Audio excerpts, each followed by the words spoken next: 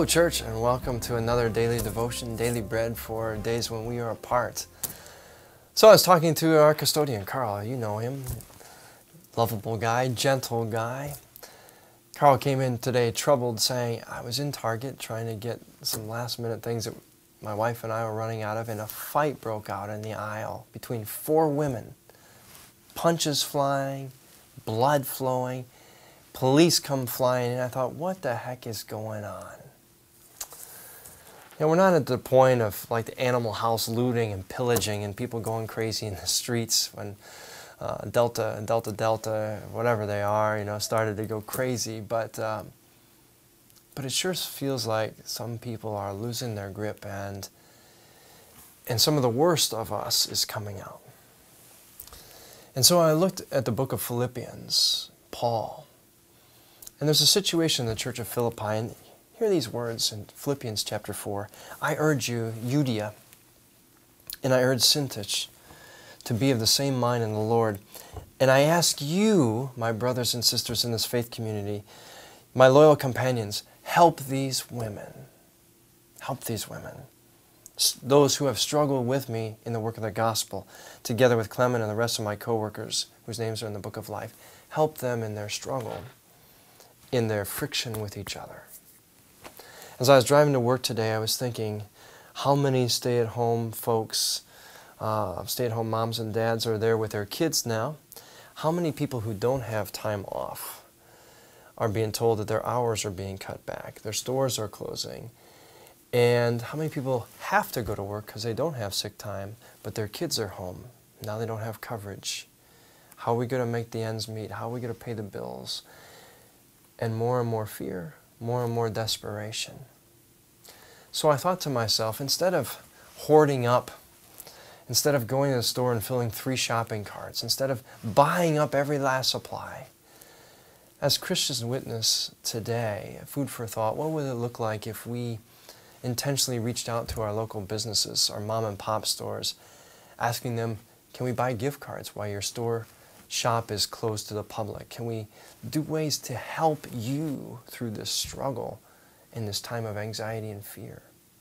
Can we call our neighbors who are alone, our senior neighbors who are worried about going anywhere because of heightened risks, and say, is there something I can bring you? I'm younger, I can go out. Even just a phone call to connect and say, hey, I know it's scary if you watch the news and social media all day, 24/7, like many of us do. And just say, hey, there's somebody thinking about you. You're connected. There's somebody who cares for you in the love of Christ. Hear this last word from the same text. Maybe something as we go through this coronavirus, this COVID-19, and I'm always amazed by how this organism that functions by replicating itself through a host. It doesn't actually exist unto itself. It needs something else to latch onto. And yet this small, microscopic cellular organism that has no cells, it's even beyond that. How does this thing bring the world to a screeching halt? All the economies, all the governance of the world.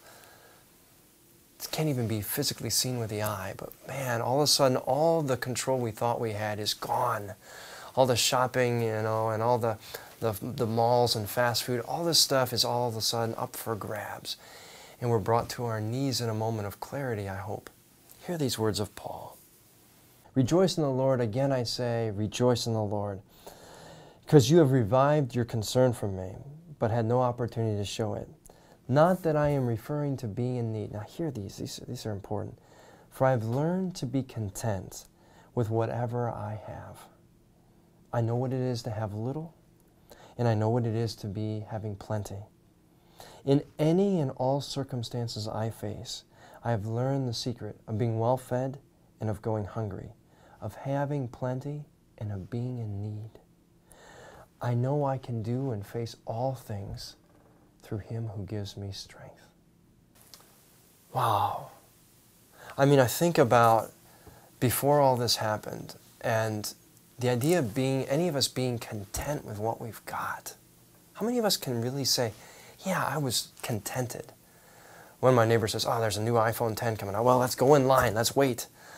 Oh, well, they just redid their kitchen. Hey, our kitchen's looking kind of down. Maybe we should think about that.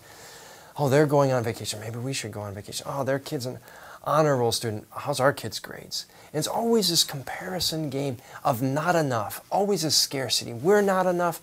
Our neighbors aren't enough. Our God's blessings aren't enough.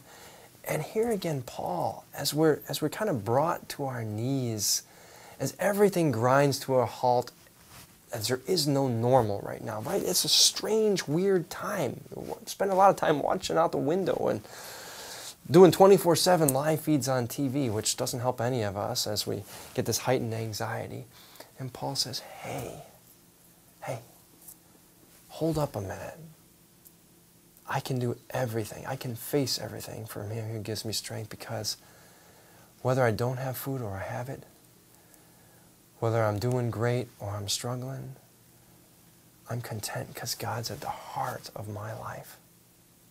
And I know I'm okay because I'm never alone. What a powerful message in a time that feels so chaotic and so discontented. When are we going to get out of this? When's this going to end? Well, it will when it does. And in the midst of the storm, God stands, calming the waves and saying, be still. Learn contentment. Thank you, Paul. What an amazing message that I needed today. I hope you did too. May God's peace be with you while we connect as we are apart from one another.